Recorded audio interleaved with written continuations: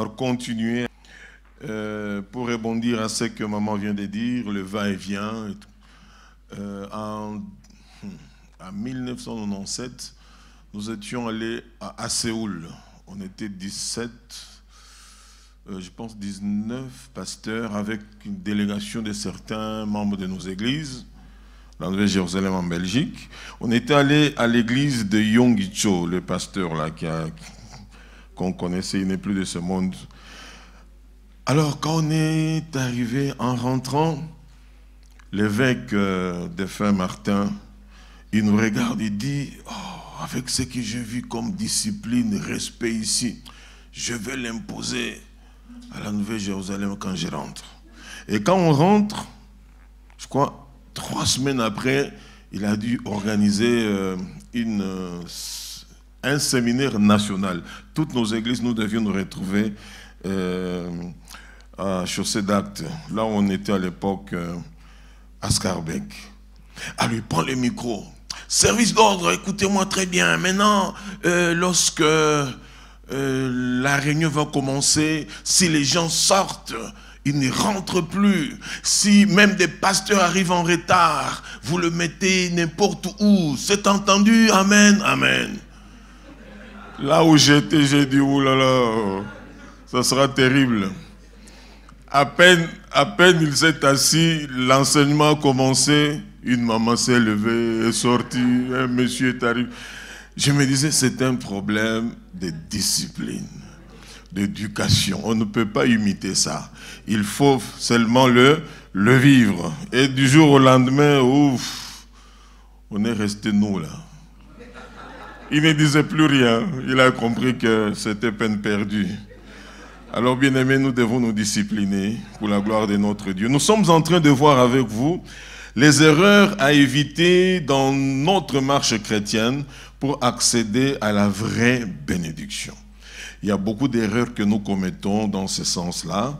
Je vais les énumérer jusque là où nous étions arrêtés dans notre premier culte, mais je voudrais ouvrir cet après-midi avec le verset de 1 Corinthiens 13, verset 11. Parce que c'est ça le vrai problème dans nos assemblées. Beaucoup d'enfants de Dieu ont plusieurs années avec Dieu dans l'Église. Malheureusement, plusieurs sont restés au stade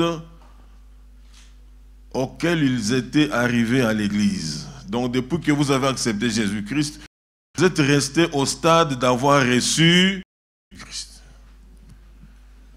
J'ai accepté Jésus-Christ, moi j'irai au ciel et je n'irai plus en enfer. Au fait, le but de votre vie chrétienne, c'est d'avoir reçu Jésus-Christ. Mais ça ne s'arrête pas là.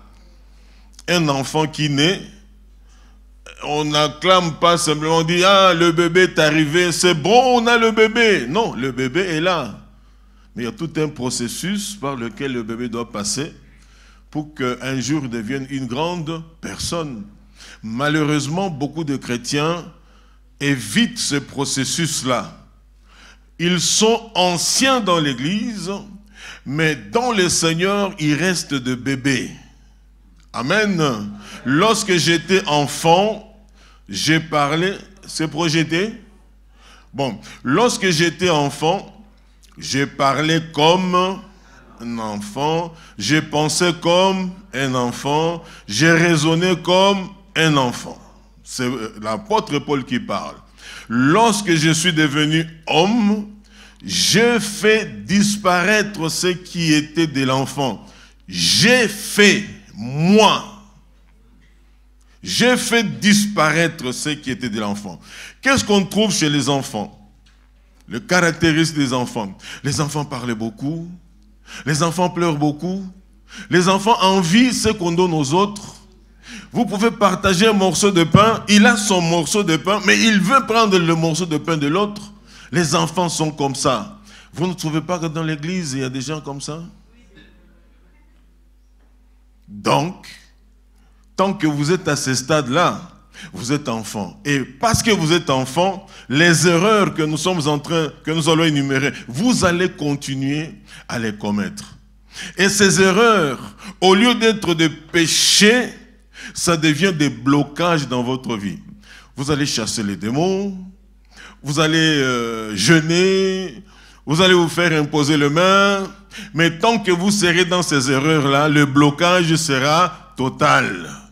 Vous allez chasser les démons de puissance intergénérationnelle, l'état d'âme, esprit de sirène. Vous connaissez tout ça, hein?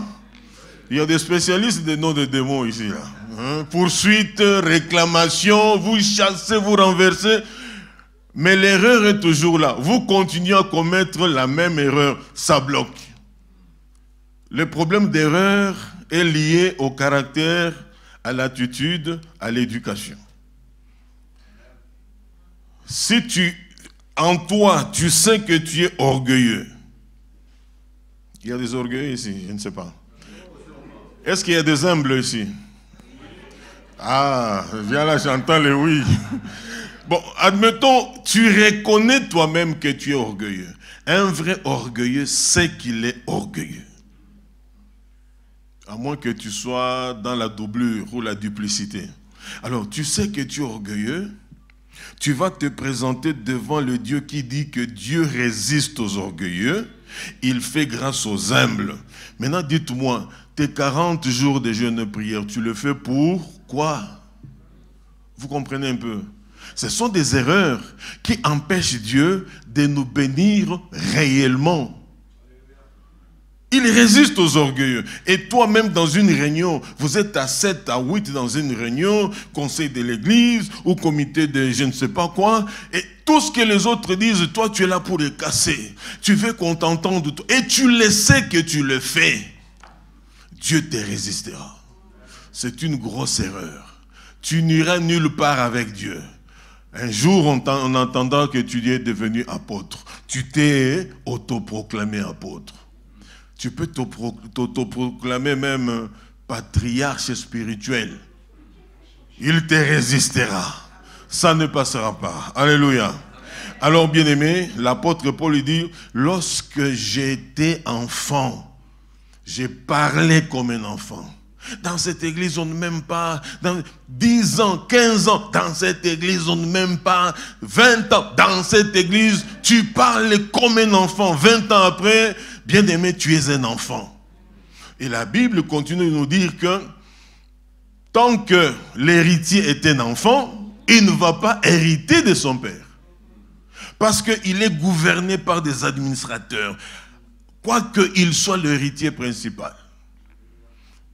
C'est pourquoi beaucoup ici, en tant qu'enfants de Dieu, héritiers de Dieu, co-héritiers de Christ, continuent à être gérés par des administrateurs spirituels. On appelait ça comment? Mère spirituelle, comment on dit ça? En tout cas, après ce culte, je vais appeler la mère spirituelle qui est en Afrique. Et moi, je vais appeler l'apôtre qui est aux États-Unis. Je vais appeler le... Mais tu es gouverné. Oh, amen. Tu es gouverné. Tu ne peux pas prier toi-même. Tu ne peux pas te présenter Dieu toi-même. Il faut que tu sois administré. Bébé. Tu as 35 ans à l'église, 25 ans à l'église, toujours au biberon. Tu aimes toujours la nourriture des enfants. Hein? Est-ce que vous pouvez vous pardonner les uns les autres? Est-ce que vous savez arriver à l'heure au culte? Ça, c'est des choses qu'on dit aux enfants. À un adulte, on ne rappelle plus l'heure.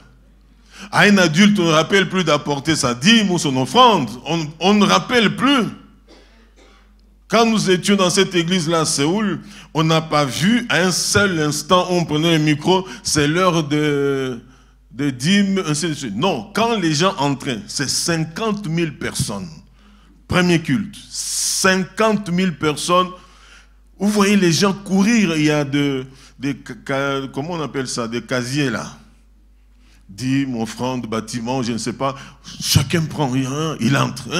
Et 1 heure, le culte prend 1 heure. Après, non, c'est 25 000. 1 heure, les 25 000 personnes disparaissent. En 5 minutes, le temple est vide. Bien aimé, 5 minutes quand ils partent, 5 minutes, 25 000 autres personnes remplies là. Les gens qui ont atteint la maturité et qui sont disciplinés. Donc quand on atteint l'âge adulte, on fait disparaître ce qui est de l'enfant. Amen. J'étais à l'hôpital, on n'est pas venu me visiter. À part les responsables de et telle maman. Mais tu as reçu au moins 2 visites, non? Tu voulais que nous tous nous venions. Amen. Quand ma femme a accouché, je n'ai vu personne, à part les 2 mamans. Est-ce que ce sont les 2 mamans de l'église? Si c'est oui, mais alors, qu'est-ce que tu veux? Amen. Alors qu'il y a des gens qui n'ont jamais reçu ces visites-là, mais qui sont toujours à l'église, et ça leur dit absolument rien. Nous autres, là, si on commence à vous citer tout ce qu'on a vécu, bien aimé, tu te dis, mais ils sont toujours à l'église. Amen. Non, j'ouvre toujours une parenthèse, parce qu'on doit grandir dans la foi. Nous sommes en train de nous marier, mon épouse et moi, étudiantes, étudiants, sans bourse, sans bourse, sans boulot, sans boulot. À Bruxelles, vous vous mariez par la foi. Par la foi. Alléluia. À Bruxelles, c'est pas qu'à Kinshasa, à Bruxelles. Alors, quelqu'un prend l'engagement, il va nous donner sa Mercedes. Alors qu'il y avait d'autres frères et sœurs qui nous proposaient leur vote. Oh non, je vais décorer ma Mercedes. Ainsi de suite. Oui, frère, ok. Les jours où mon épouse déjà en robe attendait là-bas, pas de Mercedes. Vous autres là, vous viendrez encore dans cette église? Un groupe de jeunes là, des responsables. Ah non, non, les gâteaux, les gâteaux, les gâteaux, les gâteaux, les gâteaux, les gâteaux. Ok. Oh, laissez-nous faire ça. Tonton Hubert, à l'époque on appelait Tonton Hubert. Laissez-nous faire. J'étais responsable de plusieurs ministères à l'église. On est en pleine salle de culte, de fêtes, pas de gâteaux. Bon, nous les hommes... voiture ou sans voiture, nous, moi je pouvais prendre un taxi, je vais, il n'y a pas de problème. Mettez-vous à sa place. Elle était quelqu'un qui conduisait les cultes, présidente de culte, responsable avec moi de l'équipe de louanges. J'étais le responsable de la jeunesse, responsable d'intercession. J'interprétais l'évêque. Je conduisais les cultes. À l'époque, la convention, c'était elle et moi. Convention nationale. Et vous avez des cours comme ça. Dimanche, on est au culte. Les gens ne s'excusent même pas, mais nous continuons la marche. Et la plupart ici, ah, je quitte, tu quittes. Vas-y. Alléluia. Tant que tu ne vas pas grandir, ici, tu as connu des problèmes. Là où tu vas, tu en connaîtras aussi. Et tant que tu y seras enfant, tu n'iras nulle part. Le problème, c'est de grandir. Amen. C'est de grandir. Les gens qui nous ont promis, oh, on va vous donner l'argent. Ici, comment on dit? Ne t'inquiète. Non, non, il y a un terme là. Non, il y a des gens, il y a un terme là. Les gens disaient, allez, n'hésite pas. Si tu as des problèmes, n'hésite pas d'aller là, n'hésite pas, n'hésite. Les gens qui nous ont promis, mon bien-aimé, on a reçu aucune enveloppe. Hein? Et une enveloppe qu'on avait reçue, c'est une maman à laquelle on ne pensait même pas. Bien-aimé, ta bénédiction peut venir de quelque part. Elle existe. Peut-être tu vois toujours le frère là bien habillé. Peut-être c'est le moins bien habillé là qui te délivrera, qui te fera du bien. Alléluia. Ces alliances, c'est une jeune sœur de l'accueil. Ça fait bientôt 30 ans qu'en ce moment tu cherchais l'âge là, c'est bientôt 30 ans. On est au 29e là bientôt. Bientôt 30 ans. Une jeune sœur, elle vient là, je crois 1 mois avant. Tonton Hubert, en tout cas, ne me refusez pas ça. Quoi? Les alliances. J'ai dit, oh, donc le mariage, il faut des alliances. Je ne savais même pas. Nous, c'était la foi. On s'est marié. On n'avait rien. Pas d'appartement, pas de matelas, pas de lit, pas, sauf la foi. Et Dieu avait honoré notre foi. La seule qui avait tenu promesse. Et nous avons ces alliances jusqu'aujourd'hui. Alléluia. Alors, bien-aimés, les erreurs que nous commettons, nous avons commencé l'avant-midi à les citer. Premièrement, nous avons dit une grâce que tu n'honores pas, c'est-à-dire que tu ne respectes pas, que tu ne valorises pas, ne te sera pas profitable, quel que soit ton zèle. Amen. Et nous avons dit que les grâces, ce sont les dons ministères que Dieu donne. Nous sommes ici, pour rappel, comme des étoiles. Mais nous ne brillons pas de la même manière. Nous n'avons pas la même mission, nous n'avons pas la même vocation. Mais nous tous, nous travaillons pour l'avancement du royaume de Dieu. On ne se combat pas. Et même l'apôtre Paul parle des étoiles. Lorsque le ciel est à découvert la nuit et qu'il y a beaucoup d'étoiles, sortez, faites une expérience. Vous pouvez même acheter vraiment des jumelles spéciales. Regardez au ciel, vous verrez plusieurs étoiles, mais ne brillent pas de la même manière. Et nous sommes comme ça. Il y a des étoiles qui brillent plus que les autres. Dieu l'a voulu comme ça, c'est comme ça. Vous savez, vous pouvez commencer une promotion en tant qu'étudiant, mais il y a des gens qui ont facile. Et vous qui avez facile là, ne minimisez pas les autres. Amen. Le professeur parle, toi la tête chauffe, mais l'autre, ça rentre facilement. C'est une grâce. Il y a des gens qui sont excessivement intelligents. Même quand on était au secondaire, il y a des gens qui disent, mais comment ils font? Ils n'étudient même pas, ça rentre. Et toi, tu étudies, et le peu que tu étudies, tu oublies. Mais on est tous nés de la même manière. Papa, maman, tu sors aussi comme bébé, on grandit, mais l'autre, soit il est beaucoup plus mathématique, l'autre il est beaucoup plus histoire, l'autre il est beaucoup plus droit, ainsi de suite. Mais chacun, ce qui est bien avec le Seigneur, c'est que chacun va distinguer, non, Dieu va distinguer chacun dans un domaine quelconque. Amen. Alors, bien-aimé, une grâce que tu n'honores pas. Moi qui vous parle, par la grâce de Dieu, j'ai une mesure de grâce en tant que berger et en tant qu'enseignant de la parole de Dieu. Votre pasteur a une mesure de grâce que moi je n'ai pas peut-être. Amen. Alors, le problème, ce n'est pas de nous regarder nous, c'est de regarder cette mesure de grâce. Que le ministère dont, même si cette personne mesurait 1,60 m et que toi tu en as 180, ne regarde pas ces 1,60 m, regarde à la mesure de la grâce. Honore seulement la mesure de grâce. Parce qu'elle reçoit ça de Dieu. Et quand tu l'honores, tu honores la mesure de la grâce qui est sur la personne, tu honores Dieu qui lui a donné cette mesure. Et automatiquement, Dieu se souvient de toi. Et Dieu te bénit. Ce sont des erreurs que nous commettons. Bon, dites-moi maintenant, là, tu vas chasser quel démon? Quel démon? Ah, je vais entrer dans 7 jours de jeûne. Vous croyez qu'en disant 3 jours ou 7 jours de jeûne, vous faites trembler qui ou quoi? Surtout pas le diable. Parce qu'il connaît tes erreurs, il connaît tes fautes. Il dit, bon, prie, fais-toi plaisir. Perds un peu de graisse, c'est bien pour ton corps. Mais spirituellement parlant, tu n'es nulle part. Parce que tu n'honores pas.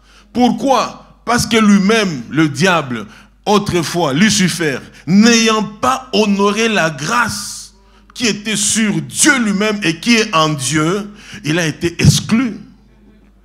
Alléluia. Alors, bien-aimés, nous avons donné des passages, Nombre 16, 1 à 14, et puis Hébreux 13 à 17. Deuxième erreur que plusieurs commettent. Une onction que tu ne reconnais pas. Ne te sera pas bénéfique. Matthieu 13, versets 53 à 58. Ici, nous avons fait appel et allusion au Seigneur Jésus-Christ. Amen. Partout où il allait, on l'appelait Messie, le Fils de Dieu. Celui qui opérait des prodiges et des miracles. Parce qu'on reconnaissait en lui cette onction-là. Mais quand il était parmi les siens, on l'appelait le fils des charpentiers. Les garçons du coin, là, on connaît son père Joseph, on connaît sa mère Marie, ses frères, ainsi de suite. Et là, il est écrit qu'il a fait 1 ou 2 miracles. Mais quand il quittait là-bas, oh, le Messie est là. Si tu veux, rends-moi pur, je le veux. Ainsi de suite. Oh, Seigneur, Jésus-Christ, fils de David, aie pitié de moi. Amen. L'aveugle de Jéricho, là. Alors il dit, qu'est-ce que tu veux? Que je recouvre la vue. Regarde, recouvre la vue. Je le veux. Ainsi de suite. Quand il rentre, oh, vieux, si c'était dans mon pays, on l'aime. Oh, vieux Baal, vieux, comment, grand frère. Vieux. Et pourtant, c'était une onction. Alléluia. Voilà pourquoi parfois certains chantent, quand on chante Yaya Nanga, vieux Nanga. Bon, moi, ça me met mal à l'aise. Ça, c'est pas avec Jésus. Jésus n'est pas un Yaya comme ça. Hein? Bon. Une onction que tu ne reconnais pas ne te sera pas bénéfique. Et là, j'avais même dit que ça soit même ton mari ou ta femme. Ne blague pas avec ça. Ne blague pas. Ne dis pas, moi je suis monsieur, elle te sert, ça va. Elle fait... Mais à un moment donné, ne touchez pas à l'onction que Dieu a mis sur elle. Tu auras des problèmes avec les dieux de ta femme là. Si toi-même tu n'en as pas, ça risque de te gifler. Troisième erreur. Un oint de Dieu, c'est-à-dire quelqu'un que Dieu a pris de quelque part, a brisé, comment? Le Seigneur l'a malaxé, le Seigneur l'a restauré, il a fait de lui un brigand, Dieu fait de lui serviteur de Dieu. Une prostituée que Dieu a tirée de très loin, elle devient servante de Dieu. Et toi, du jour au lendemain, tu blagues avec.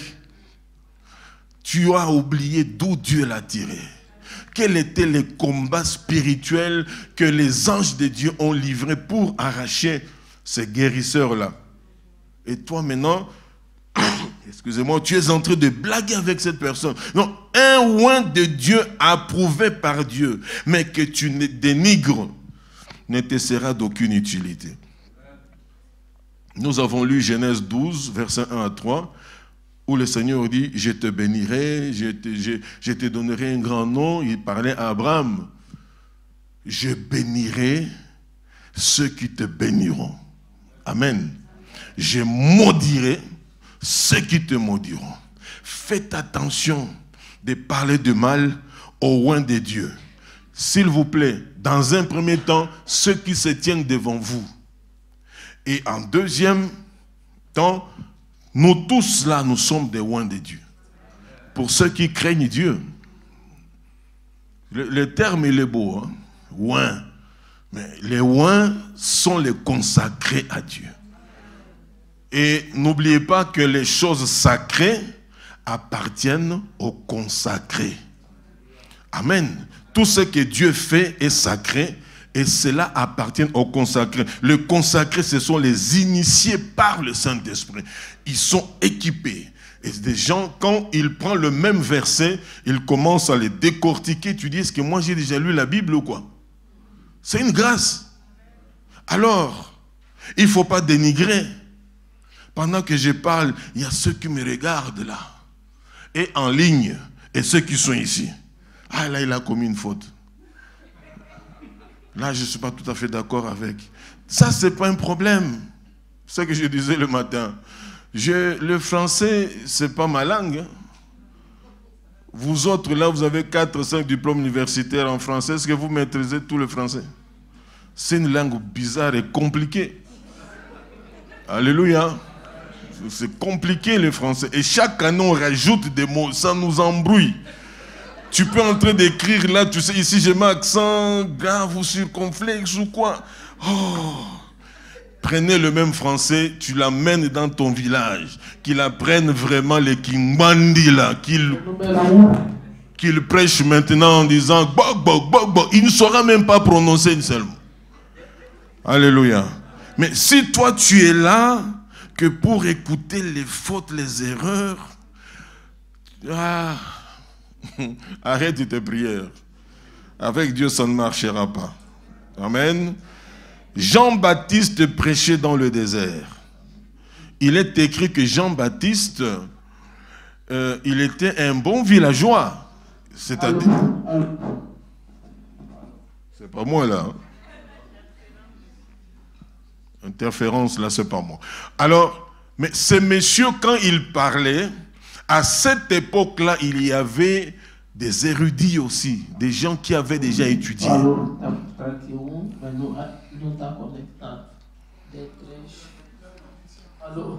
Oui, c'est ça l'interférence. Alléluia. Amen. Alors, bien-aimés, même les 12 disciples, quand Jésus avait choisi les 12, il y avait des universitaires de cette époque-là. Parce que les Romains, c'était des évolués. Amen. Et ce sont eux, et donc les Romains, les Grecs, c'était des évolués. Mais le Seigneur Jésus est allé prendre des pêcheurs, des villageois. Et tous les grands les ont écoutés. Alors arrête un peu de trop nous dénigrer parce que nous n'avons pas beaucoup étudié. Alléluia. Je vous ai partagé ce témoignage vendredi. Un pasteur, un serviteur de Dieu, dans toutes ses prédications, il vantait toujours son diplôme. Il vantait. Il a fait ci, il a fait ça. Il était tout le temps là en train de vanter. Mais qu'on coupe carrément ça, non? Non, on coupe ici. Je n'ai pas besoin du retour ici, moi. On peut couper ça. Si dans la salle, vous me captez bien, on peut couper le retour. Alors, bien-aimés, un jour, c'était en plein culte. Chaque prédication, que ce soit en semaine, il ne pouvait pas terminer sans parler de son diplôme. Quand j'étais au campus, quand j'étais à l'université, nous étions ceci, cela. Il s'est moqué même des gens qui faisaient d'autres facultés, parce que pour lui, c'est sa faculté. Ainsi de suite. Un jour, c'était en plein culte. Quelqu'un s'est levé là. Il dit, homme de Dieu, nous sommes venus écouter l'évangile. On en a assez avec tes diplômes là. Diplôme. Moi qui te parle, j'en ai au moins 4. Hein? Il a cité les universités là. Et parmi nous ici, il y en a qui en ont plus que moi. Nous sommes venus écouter l'évangile. Les gars avaient le micro comme ça, ils ne savaient même plus comment. Il était perdu même dans sa prédication. Peuple de Dieu, quand tu dénigres un oint de Dieu, sache que tu as affaire à celui qui l'a oint. Amen. C'est pourquoi même moi, en tant que serviteur de Dieu, pasteur, je sais comment parler à une brebis. Parce que je sais que la brebis, elle est ointe aussi par Dieu. Je sais qu'elle est dans le cœur de Dieu. Elle a de la valeur. C'est pas parce que je suis pasteur, je dois... Et toi là, viens. Non. Je te parle entre oints. Les degrés différencient, mais on est tous des oints. Alors je dois te respecter. Parce que je te respecte, je respecte les dieux qui m'a oint, qui t'a oint, et nous sommes des princes et nous avançons. Alléluia. Oui. 4e point, un conducteur spirituel que tu méprises et négliges ne sera jamais une source de bénédiction pour toi. Le matin, je disais, si ça rentre, c'est bon, vous dites Amen. Je ne vous oblige pas, mais si c'est vrai, dites oui Amen. Voilà. Donc, un conducteur spirituel que tu méprises, mépriser, négliger, ne sera jamais une source de bénédiction pour toi. Là, vous pouvez lire ça dans Hébreux 13, verset 17, et 2 Chroniques 20, 20. Cinquième erreur que plusieurs commettent, un envoyé de Dieu que tu ignores.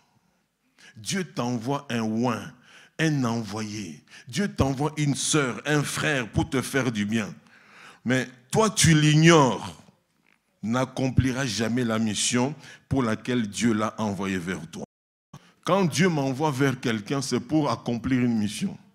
Mais quand toi, tu m'ignores, quand tu vois mon visage, tu veux voir seulement Teddy Jakes. Quand moi j'arrive, tu veux voir Benny Hinn.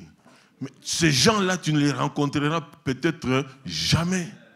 Mais moi, je suis la personne providentielle que Dieu a mis sur ton chemin. Quand tu me regardes, ah, il parle mal français, il n'est jamais bien habillé, sa façon de marcher. Celui-là, Dieu ne peut pas m'envoyer quelqu'un comme ça. Détrompe-toi. Amen. Détrompe-toi, on ne sait jamais. Et la mission qu'il voulait accomplir dans ta vie, il ne la fera plus. Et pourtant, c'était un oint de Dieu. Abraham avait attendu la promesse de Dieu pendant 24 ans. C'était déjà un vieux croulant. Il marchait avec la promesse. Il marchait avec la promesse. Tu seras grand. Hein? Des princes sortiront de toi. Je te donnerai un grand nom. Il était là, sans de princes, sans de grands noms. Il était toujours Abraham. Un jour, il voit des gens, 3 personnes, malpropres, parce qu'ils avaient longtemps marché, sales, aux pieds, tout ça. Il les regarde, il dit, oh, ces 3 personnes sont un peu différentes. Mais et pourtant, on dit qu'il était devant sa maison, sous le soleil de Mamré. C'est là-bas, en Palestine. Il regarde bien, il dit, mais beaucoup de gens passaient, mais eux, ils sont différents. Quoique ils étaient bizarres. Il va vers eux, et ainsi de suite. Bon, vous connaissez un peu l'histoire. Ils ont mangé, ils étaient contents, il a lavé leurs pieds, et à la fin, il pose la question. Celui qui était au milieu, c'est bien précisé, celui qui était au milieu, il lui pose la question, où est ta femme Sarah? Ah, il est à la cuisine là-bas, ainsi de suite. Ok. Comme on a bien mangé, vous nous avez donné même de la crème, c'est-à-dire il y avait même le dessert. En tout cas, non. L'année prochaine, à la même époque, elle portera un enfant. 24 ans d'attente. Quelqu'un de bizarre, 3 personnes qui passaient, il découvre dans ces gens-là, celui qui était au centre était Dieu lui-même, mais sous forme d'un homme, mais un homme bizarre. Alléluia. Oui, peuple de Dieu. S'il avait ignoré ces envoyés-là, ils étaient des envoyés. Et je sais que la plupart, Dieu nous a déjà envoyé des personnes providentielles, mais parce qu'ils ne répondaient pas à notre profil, on les a laissés passer. On les a laissés passer comme ça. Et voilà. N'est-ce pas? Que Dieu nous aide. Ce sont des erreurs. Et dans tout ça, 7 jours de jeûne et prière. 1 semaine de jeûne et prière. Vous payez le billet ici, je vais aller au pays où Jésus-Christ avait marché. Il y a des gens qui vont se faire rebaptiser au Jourdain là-bas. Tant que tu n'es pas dans ces choses-là, où tu es en train de le faire, sachez que tu peux aller même 10 fois au Jourdain là. À Golgotha, j'étais là-bas, tu dis à tout le monde, je suis en Israël, tu prends les photos, tu mets sur les réseaux sociaux, ça ne change rien spirituellement parlant, rien du tout. Tu dois te conformer, bien-aimé. Alléluia. Et je disais même que dans ma famille, la plupart des gens m'appellent seulement Hubert. Hein. Mes cousins, mes cousines, mes tantes, d'autres même, malgré mon âge, je sais qu'ils sont nés là, disent, ah petit, ça va? Qu'est-ce que vous voulez que je dise? Amen. Alors qu'il y a des familles à côté qui m'appellent et Dieu opère. Et dans ma propre famille, il y a Hubert. Donc, grand frère, ça s'arrête là. Comme on le disait à Jésus. Moi, je leur ai dit, continuez à m'appeler Yahubert, moi, ça ne me dérange pas. Je suis Yahya, c'est bon, grand frère.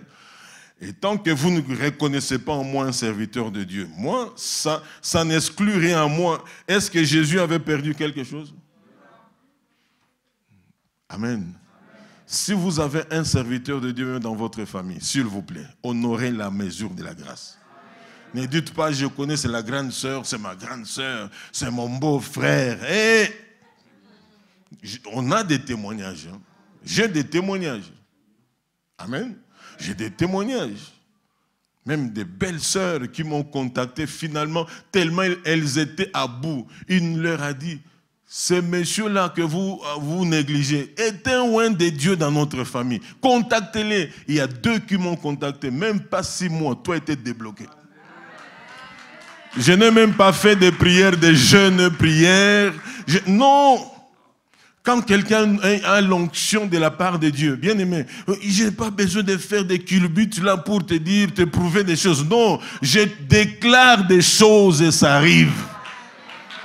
Et bien aimé dans le Seigneur, n'ignorez plus les gens que Dieu vous envoie. Et là, nous avons lu ça dans Marc 6, versets 1 à 5. De toute façon, je vais vite, hein, parce que là, c'est des choses qu'on avait vues l'avant-midi. C'est pour que vous puissiez nous rattraper un peu. Et puis 1 Samuel 25, versets 4 à 10. Donc, on avait vu les 5 points, et on continue maintenant. Et j'avais dit que ce soir, cet après-midi plutôt, je dois être vraiment à la vitesse de TGV. Alors, il y a des choses que je vais expliquer, d'autres vraiment, je vais aller très vite, parce qu'on doit, l'heure vraiment file. 6e point, ou 6e erreur, mentir délibérément à un oint de Dieu ouvre la porte à la malédiction de Dieu sur ta vie et sur ta postérité. Mentir délibérément, c'est-à-dire, tu sais que tu es en train de me mentir, moi oint de Dieu. Je te pose une question claire. Ma soeur, mon frère, ça fait 2-3 dimanches on ne t'a pas vu. Tu as arrêté ton mensonge bien ficelé et très bien présenté. Moi, je te crois. Amen.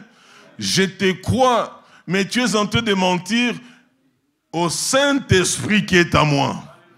Et parce que tu es en train de mentir au Saint-Esprit, cela ouvre la porte à la malédiction. Lisons dans Acte 11, les erreurs que nous commettons, mais nous allons tous nous réfugier dans les jeûnes et prières. Jeûnes et prières. Et les autres croient qu'en apportant beaucoup d'argent aux hommes de Dieu, ils vont acheter les bontés de Dieu. Ça ne s'achète pas comme ça. Amen. Déjà, tu ne peux même pas acheter une seule bénédiction de Dieu, même si tu étais milliardaire. Je suis dans Acte 5, versets 1 à 11. Je vais rapidement lire. Mais un homme nommé Ananias, avec Saphira, sa femme, vendit une propriété et retint une partie du prix. Sa femme, le sachant délibérément, c'est-à-dire, il y a eu deal entre monsieur et madame, deal. On va partager, écoutez. Puis il apporta le reste et le déposa aux pieds des apôtres. Verset 3. Pierre lui dit, Ananias, pourquoi Satan a-t-il rempli ton cœur au point que tu mentes au Saint-Esprit et que tu aies retenu une partie du prix du champ? S'il n'eût pas été vendu, ne te resterait-il pas? Et après qu'il a été vendu, le prix n'était-il pas à ta disposition? Comment as-tu pu mettre en ton cœur un pareil dessein? Ce n'est pas à des hommes que tu as menti, mais à Dieu. Quand on ment en un conducteur spirituel, à un pasteur, à un bishop, tu mens normalement. ah non, pasteur, on n'était pas là avec ma femme, on était à la maison, l'enfant ne se sentait bien, alors que vous étiez à Paris. À cause d'une fête, vous ne saviez pas venir au culte, et vous mentez au nom de l'enfant. Est-ce que vous savez que Dieu peut vous ravir cet enfant? Une bête chute, là, l'enfant est parti. Hein. Il dit, ah, vous avez été à Paris, vous allez mentir à mon serviteur qui me craint. Au lieu de lui dire la vérité, et vous dites que l'enfant était malade, alors je prends mon enfant. Ah, les sorciers, il n'y a pas de... Toi, tu es le ou la première sorcière. Toi-même, tu as menti. Bien-aimé, cet homme, et pire encore, c'était les apôtres qui venaient de recevoir l'effusion du Saint-Esprit. C'était là, à la Pentecôte, tout c'était encore chaud là. Et il se permet à mentir. Il s'était entendu avec sa femme. Lui, il va en premier avec un sac d'argent, croyant qu'il va impressionner les apôtres avec un gros sac d'argent. Pendant qu'il venait, le Saint-Esprit ouvre les yeux. Est-ce que c'est tout ça, le prix de... Ah oui. De toute façon, ma femme vient aussi avec une partie. C'était tellement beaucoup. Et puis il dit, mais qu'est-ce qui t'a... Bon, bref. Bien-aimé, quand tu quittes chez toi, ma soeur, mon frère, mais on ne voit plus tes dîmes. Ça fait 3 mois, tu ne donnes plus de dîmes. Oh, tu sais, pasteur, tu sais, maman. Mais non, on te croit. Amen. Non, on te croit. Dis-moi la vérité. Pasteur, nous avons eu des problèmes. On a eu des factures, on a eu ça. Il y a eu aussi des cas urgents en Afrique. Pendant ces 3 mois, ça n'a pas arrêté, pasteur. Mais on va reprendre. C'est beau, c'est propre, même devant Dieu. Tu commences à nous dire des choses. Non, on te croit, alors que tu as acheté tes habits, parce que tu es tombé sur une liquidation totale. Tu dis, non, ça je dois acheter, ça je dois acheter, ça je dois acheter. Et après, tu dis, non, on a eu des problèmes. Tu me mens, tu mens à Dieu. Dieu va bloquer même les sources de tes finances. Il risque même, s'il y a une personne qu'on peut même chasser, parce qu'il y a une personne qu'on doit répudier au boulot, ça sera toi. Et tu vas dire, Dieu est contre moi.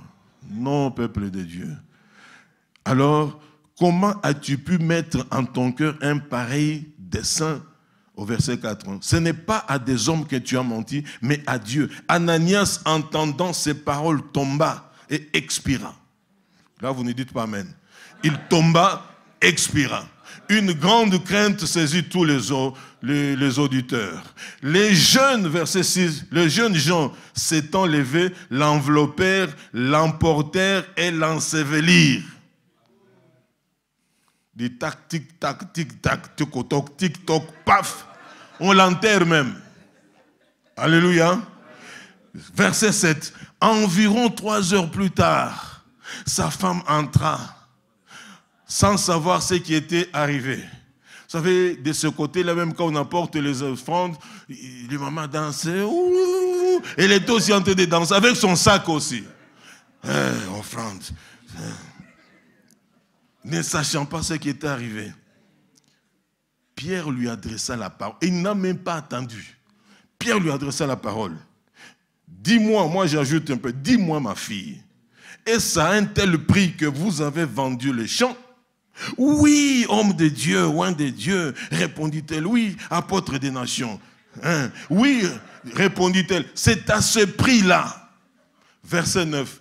Alors Pierre lui dit, comment vous êtes-vous accordé? On a parlé des accords ici, pour ceux qui étaient là hier, pour la prière. Comment vous êtes-vous accordé pour tenter l'Esprit du Seigneur?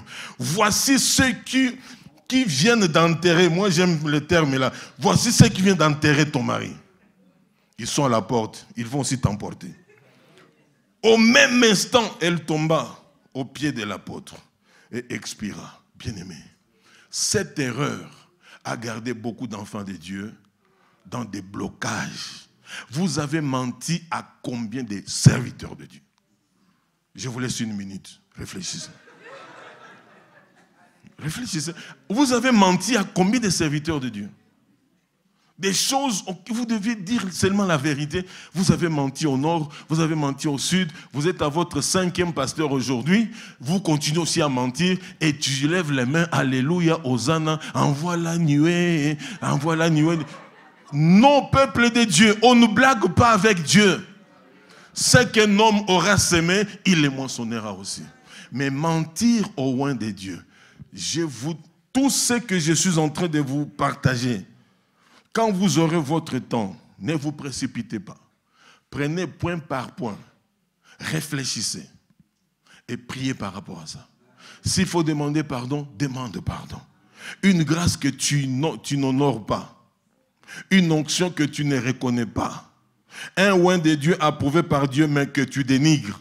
Un conducteur spirituel que tu méprises et négliges. Un envoyé de Dieu que tu ignores. Et quand tu as menti délibérément à un oint de Dieu, vous voyez. Maintenant, si ces gens-là, Ananias et Saphira, avaient des enfants, ils ont laissé des orphelins. D'abord, ils laissent les orphelins. De deux, ils avaient déjà vendu leur propriété. C'est-à-dire que même les enfants n'avaient plus un lieu. C'est pourquoi je dis, mentir délibérément à un oint de Dieu ouvre la porte à la malédiction de Dieu sur ta vie et sur ta postérité. Vous pouvez lire ça aussi. Ah non, on doit lire ça. Non, aujourd'hui je vais me faire violence. Même dit, restez avec moi. Restez avec moi. Sinon, je n'aurai pas fini avec mon message là. Votre temps ici au Luxembourg file vite. Oh non. Alors, 1 Samuel... Attendez. 2 Rois 5, voilà. 2 Rois 5, versets 20 à 27. Faites attention de mentir au oint de Dieu. Même moi qui suis pasteur, je dois faire un effort de ne pas mentir à une brebis du Seigneur. Parce que Jésus-Christ ne l'avait pas fait. Je ne peux pas le faire parce que je suis un oint de Dieu établi, parce que ne touchez pas au oint de Dieu. Mais la brebis, c'est une ointe de Dieu. Pourquoi aussi je dois la toucher? Alléluia. Nous devons nous respecter mutuellement. Jésus respectait ses disciples. Hein. Il ne les reprenait que lorsque ils sortaient du bon cadre de la foi qu'il leur avait enseigné. Il dit, mais race de vipères, jusqu'à quand je resterai avec vous, ainsi de suite. Mais il leur parlait toujours amicalement. Alléluia. Alors, écoutons aussi quelqu'un qui a menti à un oint de Dieu. Quel était le sort qui lui était réservé? 2 Rois 5, versets 20 à 27. Géasi, serviteur d'Élisée, homme de Dieu, s'est dit en lui-même, voici, mon maître a ménagé Naaman, ce Syrien, en n'acceptant pas de sa main ce qu'il avait apporté. L'Éternel est vivant. Je vais courir après lui et j'en obtiendrai quelque chose. Parce que le maître est en train de siester. Comme lui, il connaissait bien le vieux Élisée, il dit, Élisée, quand il dort, c'est au moins 3 heures. Alors je dois courir vite. Moi, je suis encore jeune. Lui, il est vieux. Dieu délivre quelqu'un, il vient avec de l'or, de l'argent. Lui, il dit non, donner gratuitement. Il faut... Ah non. Moi, je suis jeune. Voilà. Amen. Verset 21. Et Géasi courut après Naaman. Naaman, les voyant courir après lui, descendit de son char pour aller à sa rencontre et dit, tout va-t-il bien? Verset 22, il répondit, tout va bien. Mon maître m'envoie, quel mensonge. Mon maître m'envoie te dire, voici, il vient d'arriver chez moi 2 jeunes gens de la montagne d'Éphraïm, d'entre les fils des prophètes. Donne pour eux, pas pour moi, l'homme de Dieu, pour eux. Quel deal! Donne pour eux, je t'ai pris 1 talent d'argent et 2 vêtements de réchange. Naaman dit, consent à prendre 2 talents. Il le pressa et il serra 2 talents d'argent dans 2 sacs, donna 2 habits de réchange et les fit porter devant Géasi par 2 de ses serviteurs.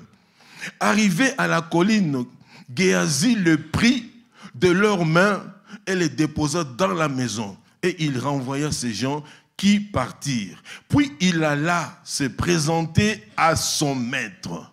Il avait déjà tout planifié. COP. Le COP était très bien passé là-bas. Il dit, bon, maintenant je peux entrer. Le vieux, c'est maintenant qu'il doit se réveiller. Voilà. Vous savez, parfois, nous, on ne vous demande rien. Hein, que le regard là, ça dit quelque chose. Ça va ma fille, ça va mon frère. Ok, ça va bien pasteur, ça va. 3 jours après, je te rencontre, ça va? Que mon ça va là et le regard, c'est tout. Et du jour au lendemain, ah pasteur, tu sais, ça ne va pas. Et je savais que ça n'allait pas. Dieu m'avait déjà montré ça. Alléluia.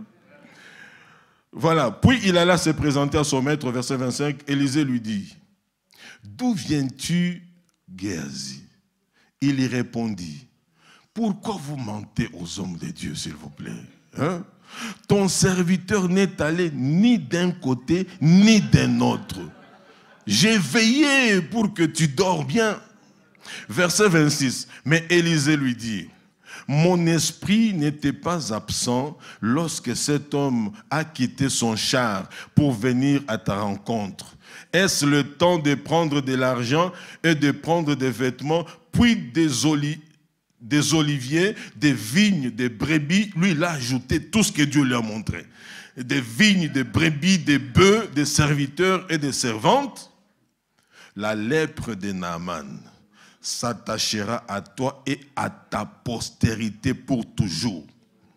Et Géasi sortit de la présence d'Élisée avec une lèpre comme la neige. Quelle était l'erreur? C'est d'avoir menti à l'homme de Dieu. Il n'avait pas menti à l'homme de Dieu, mais à celui qui avait oint l'homme de Dieu. N'oubliez pas que Élisée avait reçu la double portion qui était sur Élie. C'est-à-dire, il est allé toucher à l'électricité haute tension. Malheureusement, la postérité qui n'était pas là était embarquée dans son erreur à lui. Faites attention de mentir aux serviteurs de Dieu. Sur tous ces points-là, quand vous allez arriver au point 6, mentir délibérément un oint de Dieu ouvre la porte à la malédiction de Dieu sur ta vie et sur ta postérité. Bien-aimé, toute une journée, réfléchis par rapport à ça. S'il faut demander pardon avec larmes, pleure. Tu dis, Seigneur, si tu avais déjà pris des sentences contre moi, éloigne-les, Seigneur. S'il te plaît, je prends la décision aujourd'hui de ne plus jamais mentir à un oint de Dieu, à un envoyé de Dieu, à une onction de Dieu, ainsi de suite. Bien-aimé, ça prend même ta postérité. Vous qui n'avez pas encore des enfants, là, vous continuez à mentir. Ok, continuez à mentir les hommes de Dieu. Tous ceux qui sortiront de vous, là, sont déjà embarqués dans ça. Oh, dans notre famille, il y a trop de sorcellerie. D'ailleurs, même quand je vais avoir des enfants, je ne veux même pas leur dire que j'ai déjà eu des enfants. Mais dans le spirituel, les enfants sont déjà connus et les enfants sont déjà maudits. Pourquoi on blague avec les choses de Dieu?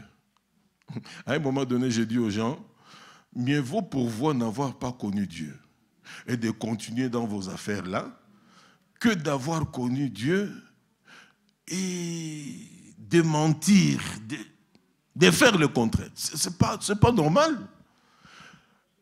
Réfléchissons un peu. Quand je suis pécheur, enfin, païen, j'ai vu ma vie païenne normalement. Je mange, je fais mes coups, tout ça, j'ai mes profits entre guillemets là-dedans. Non, vous, spirituels, vous dites qu'il n'y a pas, ils ont des profits. Ces gens-là, les païens, ils ont des profits. Il a menti, il a acheté une belle maison, il a une très belle voiture que toi tu n'as pas, ainsi de suite. Il est bon là-bas. Bon, maintenant, il quitte là-bas, il va auprès du Seigneur. Le Seigneur lui trace maintenant une nouvelle vie à respecter. Mais lui dit, la vie du Seigneur est très compliquée. Bon, je vais faire le mélange. Réfléchissons toujours, on fait le mélange. C'est-à-dire, de l'autre côté, il va perdre, quand il était païen. Et du côté de Dieu, il perd. Alors, quand il entre au ciel, il n'a pas du côté de Dieu, mais il va même souffrir du côté où il servait, mais sans avoir réussi beaucoup de choses. C'est-à-dire, il perd les deux côtés.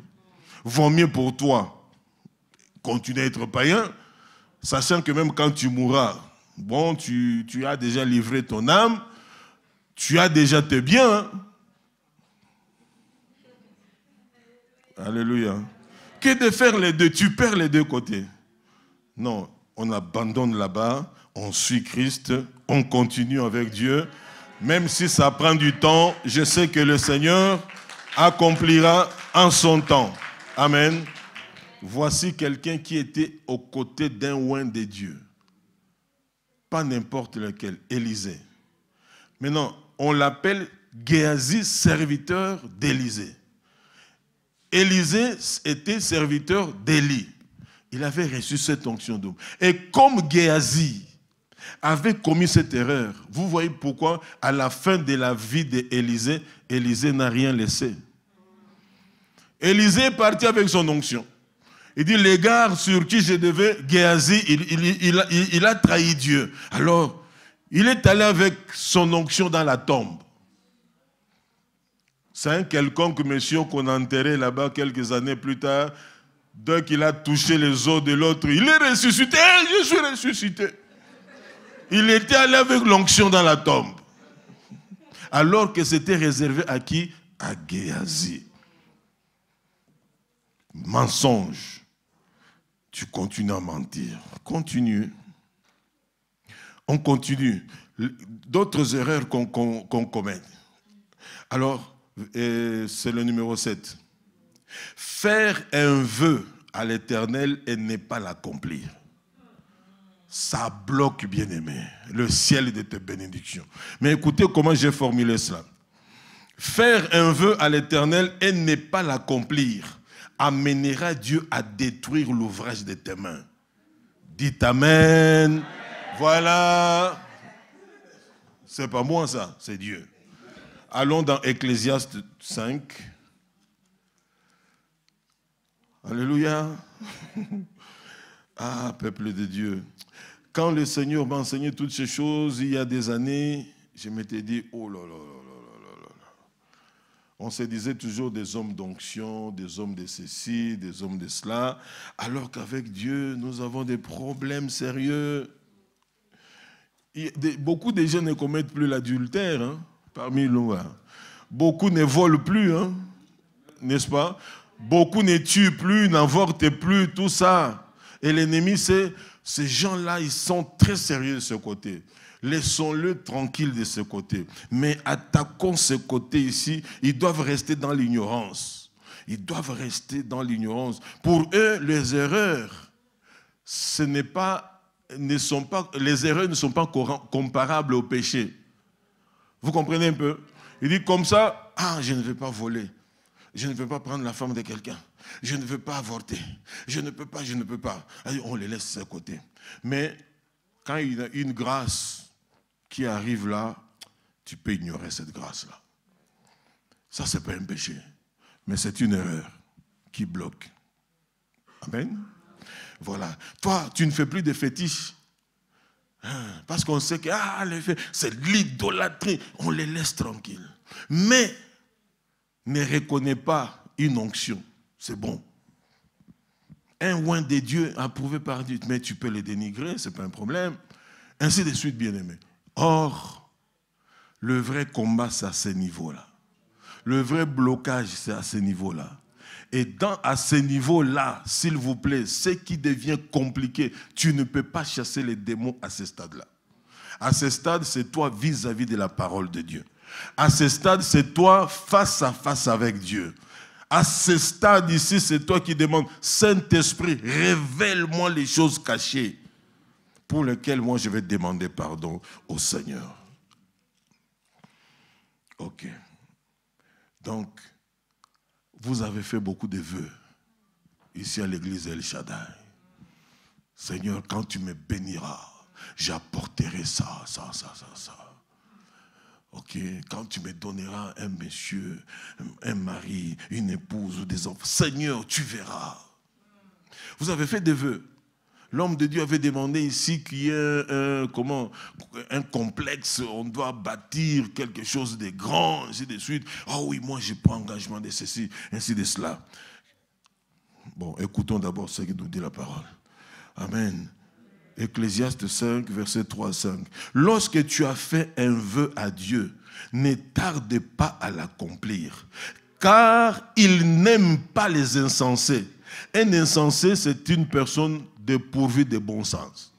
C'est-à-dire, en quelque sorte, tu es comme un fou. Donc, parmi les enfants de Dieu, il y a beaucoup de fous. Ils font des vœux qui n'accomplissent pas. Lorsque tu as fait un vœu à Dieu, ne tarde pas à l'accomplir, car il n'aime pas les insensés. Accomplis le vœu que tu as fait. Mieux vaut pour toi ne point faire de vœu que d'en faire un et de ne pas l'accomplir. Verset 5. Ne permets pas à ta bouche de faire pécher ta chair et ne dis pas en présence de l'envoyé que c'est une inadvertance.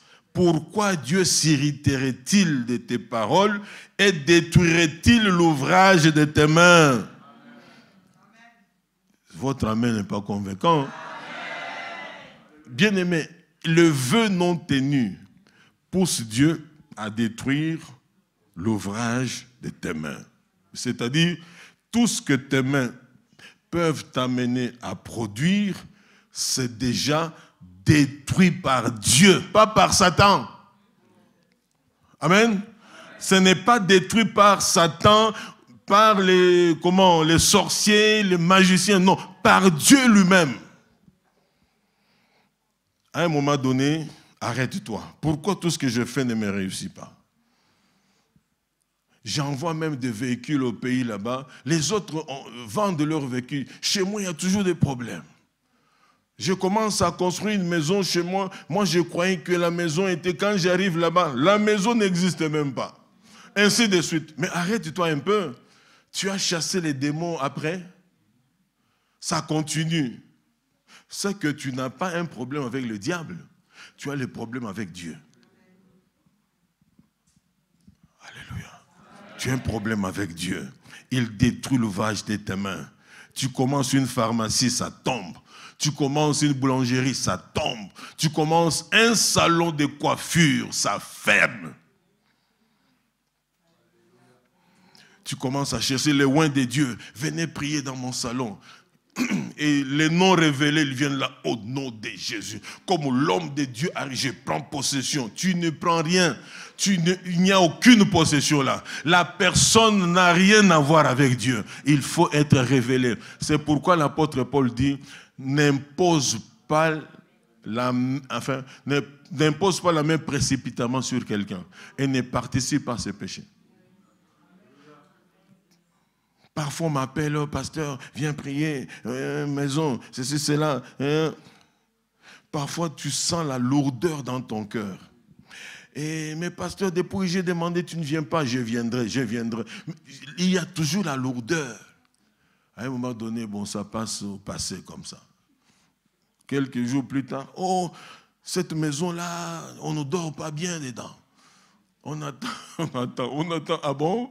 Alors, vous n'étiez pas en accord avec Dieu. Alléluia. Bien-aimé, as-tu fait des vœux? Je ne sais pas c'était en quelle année.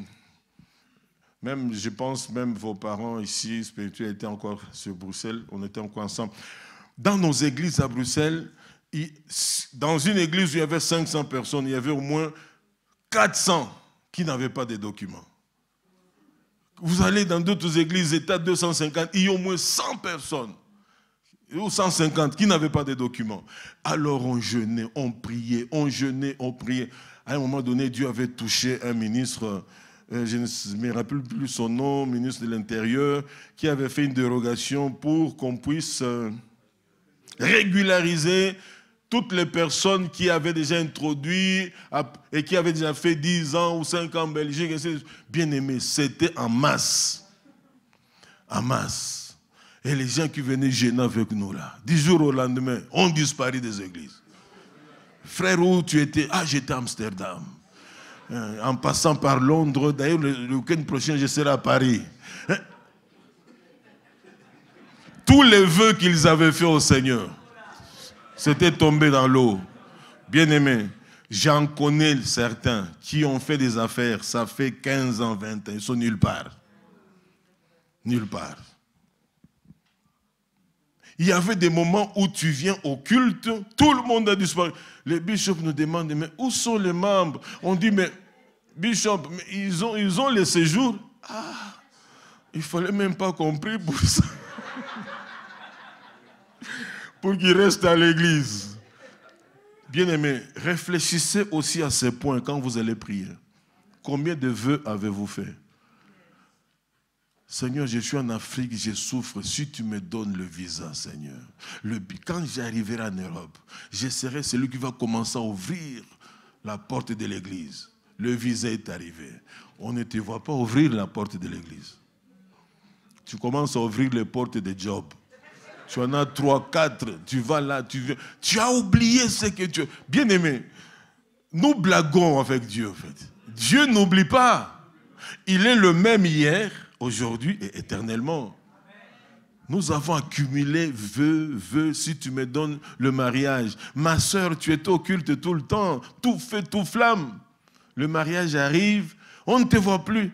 Oh, Junior a pleuré toute la nuit. Trésor, non, on n'arrive plus vraiment. Trésor a pleuré. Ah, cet enfant. Il y a les autres qui appellent même leur enfant Elohim. Toi, tu donnes un enfant le nom d'Elohim. Quand tu... Oh là là. Seigneur, aie pitié de nous. Aie pitié de nous. Moi, il y a maintenant des noms quand les parents viennent me dire, mon bébé, j'ai donné le nom d'Elohim. J'ai dit, enlevez ce nom-là. Ah, pasteur, on a eu par conviction. Moi aussi, je vous dis par conviction, enlevez ça. Comment vous pouvez appeler votre enfant Elohim? Oh, j'ai donné à mon enfant le nom de El Shaddai. Enlève ça. Alléluia. Voilà. Et on ne te voit plus. Trésor pleure. Et il y a d'autres sœurs qu'on voyait. Elles commencent à trembler devant leur mari plus que devant Dieu. Ah, je dois rentrer vite. Quand papa, si papa vient, ne me trouve pas. Papa. Mais quand il s'agit des choses de Dieu, elle traîne le pas. Mais quand il s'agit de papa, elle tremble. Et un papa qui n'a même pas d'onction, qui ne craint même pas Dieu. Ça, c'est entre nous. Hein? Ouais. Ça, c'est entre nous. Craignons Dieu, respectez vos maris, mais craignez Dieu. Amen. Je ne vous dis pas d'aller faire n'importe quoi. N'allez pas faire, ne dites pas, oh, le bishop avait dit. Non, non, non, non, non. Amen. Et maman m'avait dévancé pendant les temps de Sainte-Seine, là, le point 8. Une autre erreur que beaucoup font. Prendre la Sainte-Seine sans avoir un bon discernement. C'est une erreur grave. Très grave. Amen.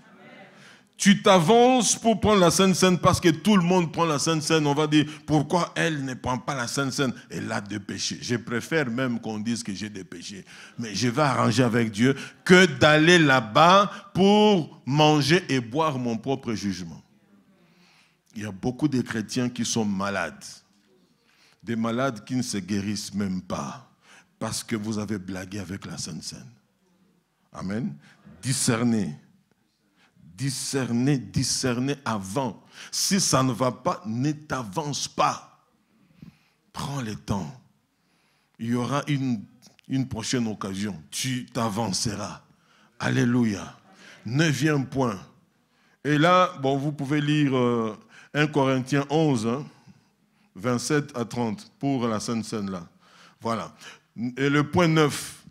Négliger de bâtir la maison de Dieu en privilégiant sa propre maison et ses intérêts égoïstes, va pousser l'Éternel à fermer son ciel au-dessus de toi. Dites Amen. Agé 1, verset 1 à 11. Là, le Seigneur ils sont en train de se plaindre. Le Seigneur leur dit, considérez attentivement vos voies. Vous sémez beaucoup, mais vous récoltez peu. Je vous ai délivré de 70 ans d'esclavage. C'était pour venir d'abord bâtir ma maison. Vous vous êtes précipités à vous occuper de vos maisons. Et j'ai ordonné au ciel de vous refuser sa rosée et à la terre de vous refuser ses plantes. Changez la façon de faire les choses. La priorité, c'était ma maison. À une période, j'étais pasteur dans une ville là en Flandre. Et il y a des gens, lorsque sa télévision à la maison commençait à bégayer, il l'amène à l'église. Je viens offrir ça à l'Ecodim. Quand quelqu'un voulait changer son salon, qui était déjà délabré et délavé, il dit, ça c'est pour la salle d'attente devant le bureau du pasteur. Des années plus tard, un jour, j'ai pris mon courage entre le... Au début, je me disais, les gens sont plus ou moins... Ainsi... Et le Seigneur était en train de me faire comprendre, il dit, mais mon fils Hubert, est-ce que moi, le Dieu Tout-Puissant, est-ce que je mérite ça? Regarde comment j'avais exigé quand on devait construire mon temple. Qu'est-ce que j'ai demandé? Tout ce que Dieu demandait pour son temple, c'était des choses de grande valeur. Alors j'avais pris la décision. Vous avez une télévision qui bug. Soit vous la vendez, soit vous la jetez plus à l'église. Que ce soit un réfrigérateur, que ce soit même un micro. Si vous voulez offrir des micros à l'église, ça doit être un micro neuf. Et si vous voulez ceci, cela, oh pasteur, moi je dis désormais, c'est comme ça. Alléluia. Il y a des gens, pendant 2 mois et demi, ils prennent les vacances. Ils sont à 5. Messieurs, madame, 3 enfants, 5. Ils vont en Afrique. Prenez seulement le budget des billets, c'est combien? Pour ceux qui vont en RDC, parce que c'est le pays le plus coûteux là. Maintenant, l'argent mis à côté, c'est combien pour votre séjour, à part les billets? Bon, pour ceux qui n'ont plus cette nationalité-là de la RDC, il y a le visa. 5 ou 6 visas. Calculez toujours. Hein. Et maintenant, ce qu'ils ont acheté pour aller soit offrir ou vendre, rajouter. Et maintenant, quand ils rentrent ici, 2 mois après des vacances, parce qu'ils travaillent dur, ils condensent tout, même les congés s'ils ne prennent pas, pour que quand ils partent vraiment. Et à l'église, ils n'apportent rien. Rien. Ce qu'ils demandent à l'église, c'est de la prière. Pasteur, priez pour notre voyage. Que Dieu nous bénisse pendant le voyage. Et quand maintenant toi tu pries, ils partent. Quand ils reviennent, vous dites, oh enfin ils sont là. À l'église, vous ne les voyez plus. Ils travaillent maintenant dur, jour comme nuit. À l'église, on ne les voit plus. Peuple de Dieu, on ne blague pas avec Dieu. Il faut bâtir l'œuvre de Dieu. Alléluia. Il faut bâtir la maison de Dieu. Il faut construire. Mais quand nous disons que Dieu est un Dieu de possibilités illimitées, des capacités insondables, même ici, on vous dit, c'est pas moi, mètre carré, ça coûte combien? Ça coûte quoi devant Dieu? Mais il faut que Dieu trouve des gens disposés, à qui Dieu peut faire beaucoup de bien. Amen. Alors, n'amenez plus ici ta voiture qui fume là, tu dis, je donne à l'église. Maman, n'accepte pas ça. Fini, terminez cette histoire-là. Pourquoi on solde Dieu? Hein? Toi, tu vas acheter des beaux vêtements. Tu as déjà porté ton costume pendant même 5 fois. Oh, pasteur, j'ai quelque chose. Hein? Tu l'as déjà porté 3-5 fois. Tu viens offrir ça à l'homme de Dieu, à un oint de Dieu. Soyons sérieux. Même quand nous travaillons dans le séculier, quand je dois honorer mon PDG, je sais quoi l'offrir. Tu as déjà porté les chaussures. Je n'ai porté ça que 3 fois, pasteur. Essaye un peu. Il y a aussi des pasteurs qui essayent. Je ne veux même pas essayer ça. Parce que tu es en train de dégrader celui qui m'a honoré. C'est lui qui m'a établi. Tu dois l'honorer lui. Amen. Quand les gens disent, moi je vais honorer Dieu, est-ce que tu vois Dieu? Tu honores Dieu à travers les oints de Dieu. Alors, bien-aimé, il faut bâtir la maison du Seigneur. Tu veux bénir des oints de Dieu, ne nous soldez pas. Tu vois, tu prends cette blouse. Ah, cette blouse à 80 €. Ah, c'est beaucoup, hein. Tu déposes ça. Cette blouse, celle-ci 50. Ah, mais c'est toujours beaucoup. À un moment donné, hey, il y a des blouses de 15 € ici. Tu veux solder les princes et les princesses? Ah non. Dieu ne va pas t'honorer non plus. Alléluia. 10. Donc je suis à 3 points déterminés. Hein? J'ai fait un effort là. 10. Faire l'œuvre de Dieu avec négligence. Dites bien. Amen. Voilà. Un blocage. Une erreur grave, monumentale. Faire l'œuvre de Dieu avec négligence, avec mollesse, avec paresse. C'est-à-dire faire les choses de Dieu à moitié avec légèreté. Commencer et jamais terminer. Pas donner vraiment de l'importance, de la valeur pour ce que l'on fait pour Dieu. C'est ça la négligence. Jérémie 48, 10 nous l'a dit. Maudit est quiconque fait l'œuvre de Dieu avec négligence. Qui a dit ça? Qui a dit ça? Qui a dit ça? C'est l'Éternel, n'est-ce pas? Ce n'est pas le diable. Hein? Ah, c'est Dieu. Il dit, maudit est quiconque fait mon œuvre, moi l'Éternel, avec négligence, et qui retire son épée du carnage. Tu te crois très important dans notre église. Tu ne fais rien. Tu es là. Et tu veux qu'on te parle. Et c'est toi qui critiques. C'est toi qui calomnies. C'est toi qui dis ça ne marche pas. Pendant que tu ne fais rien. Tu es maudit. Tu es maudite par Dieu et non par les sorciers et non par les magiciens, par Dieu. Maudit, et c'est bien dit, et quiconque. Quiconque signifie, en commençant par moi qui vous prêche là.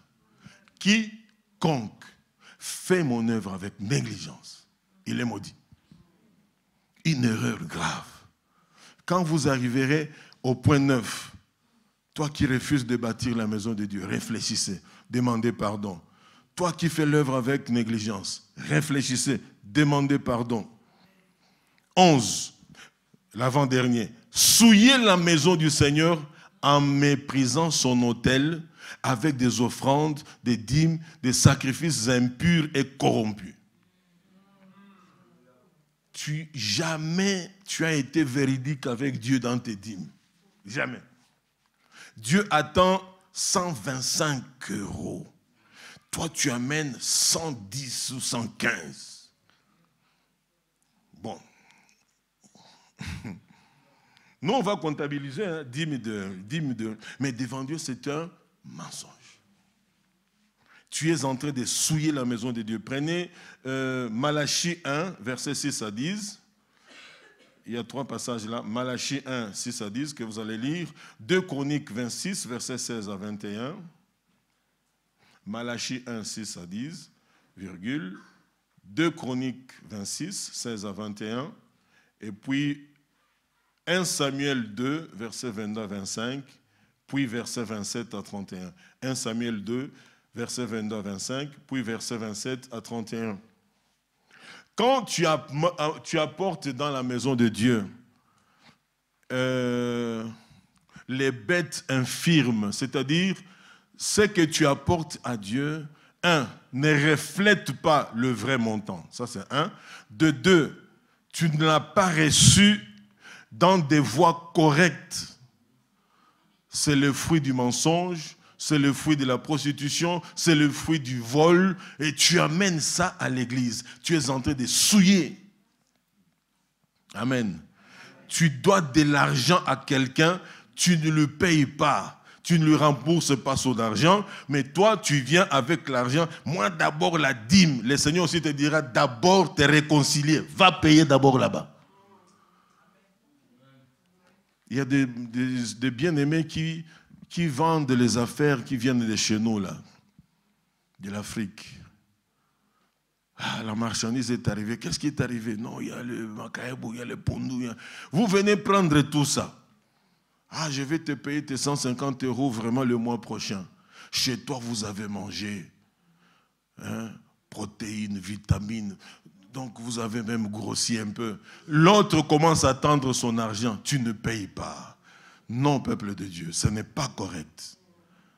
Là où je suis pasteur, à gauche, à droite, je dis toujours aux gens, plus vos histoires là dans l'église. Et quand vous le faites, que je ne le sache pas. Et si ça s'écorce entre vous, ne venez pas vers moi. Entre vous là. Amen. Oui, entre vous. Et maintenant, la personne commence à te suivre. Mon argent, mon argent. Tu commences à fuir même l'église. Parce que tu ne veux pas rencontrer la personne. Et d'autres sont même beaucoup plus malins ou beaucoup plus, je ne sais pas le terme utilisé, ils viennent quand même. Il ne fait plus allusion même à ça. Ma soeur, alléluia, le temps que tu retournes, elle a disparu, ainsi de suite. Et puis tu apportes dîmes et offrandes à l'église. C'est ça souiller en fait la table du Seigneur, la maison du Seigneur. C'est ça souiller. C'est une erreur grave. Et enfin, 12, et on clôture, le refus d'honorer ses parents. Ça c'est connu, hein? N'est-ce pas? Même si vos parents sont déjà décédés, vous continuez à parler du mal de vos parents. Ah, mon papa était voyou. Ah, mon papa, c'était vraiment, il était insensé, ce vieux-là. Non, ce n'est pas comme ça. Bien-aimé, tu es en train même de déshonorer la mémoire de tes parents. Devant Dieu, ce n'est pas correct. Il y a d'autres même qui poussent les bouchons très loin. Je vais changer même les noms des familles. Change. Change. Tu ne vas pas changer le sang. Change. Moi, j'ai la nationalité belge, mais dans mon cœur, la RDC est toujours dedans. C'est le sang. Que Dieu vous bénisse. Maman, là, j'ai fini.